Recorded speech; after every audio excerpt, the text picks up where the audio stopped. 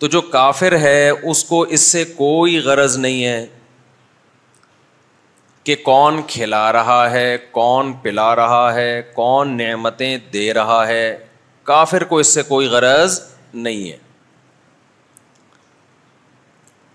وہ نعمتوں پہ تحقیق تو کرتا ہے کہ اس سے کیا ملتا ہے، اس میں کون سے منرلز ہیں، کتنی مقدار میں ہمیں یہ خوراک کھانی چاہیے. آپ نے دیکھا ہوگا یوٹیوب پہ ڈاکٹروں کی، حکیموں کی ویڈیوز بھری ہوئی ہیں. صبح نہار منہ یہ کھا لیا کرو، دوپہر کو یہ کھا لیا کرو، شام کو یہ کھا لیا کرو، رات کو یہ کھا لیا کرو، مدہ ذلہ العالیہ کرو، جو ملا کھا لیا کرو. یہ میرا شعر ہے. دامت برکاتہم العالیہ، جو سامنے آیا کھا لیا. آپ نے سنا ہوگا نا مدہ ذلہ العالیہ، دامت برکاتہم العالیہ تو سنا ہوگا نا. تو کافر یا وہ مسلمان جو نام کا مسلمان ہے، حرکتیں اس کی غیر مسلموں والی ہیں، اس کا بھی یہی حال ہے. یہ کھانا چاہیے، یہ نہیں کھانا چاہیے. آپ دیکھیں یوٹیوب کی دنیا میں، فیس بک پہ میڈیکل سائنس کی باتیں، فزکس کی باتیں، کیمسٹری کی باتیں بھری ہوئی ہیں.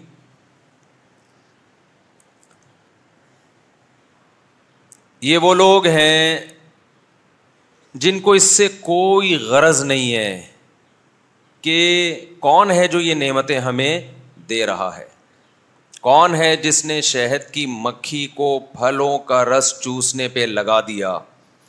یخرج من بطونها شراب مختلف الوانہ، جس کے پیٹ سے ایک مشروب نکلتا ہے جس کے مختلف رنگ ہوتے ہیں. فیہ شفاء للناس، جس میں لوگوں کے لیے ہم نے شفا رکھی ہے.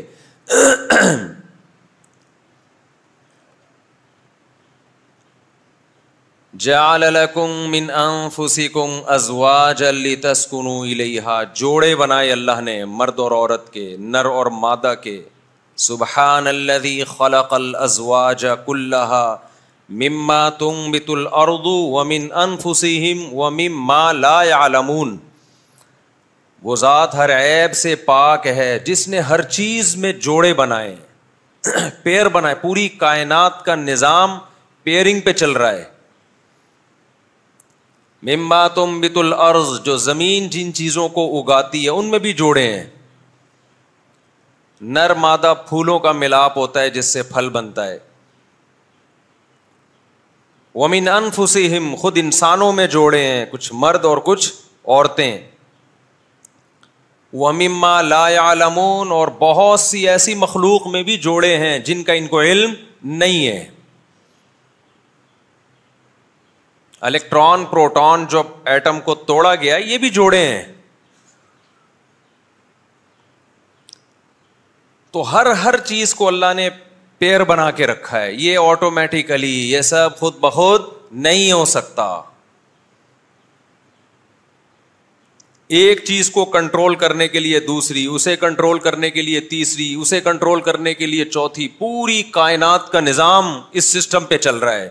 اتنا بہترین کنٹرولنگ سسٹم یہ کسی کنٹرولر کے بغیر نہیں ہو سکتا. یہ بات سمجھانے کے لیے اللہ نے آدم علیہ السلام کو بھی بھیجا، موسیٰ کلیم اللہ کو بھی بھیجا، ابراہیم خلیل اللہ کو بھی بھیجا، نوح صفی اللہ کو بھی بھیجا، اور محمد حبیب اللہ کو بھی بھیجا صلی اللہ علیہ وسلم سید الانبیاء کو. بہت سارے پیغمبروں کو بھیجا. مقصد کیا تھا؟ انسانوں کا رشتہ کس سے جوڑا جائے؟ اللہ سے. یہ اللہ کو نہ بھولیں.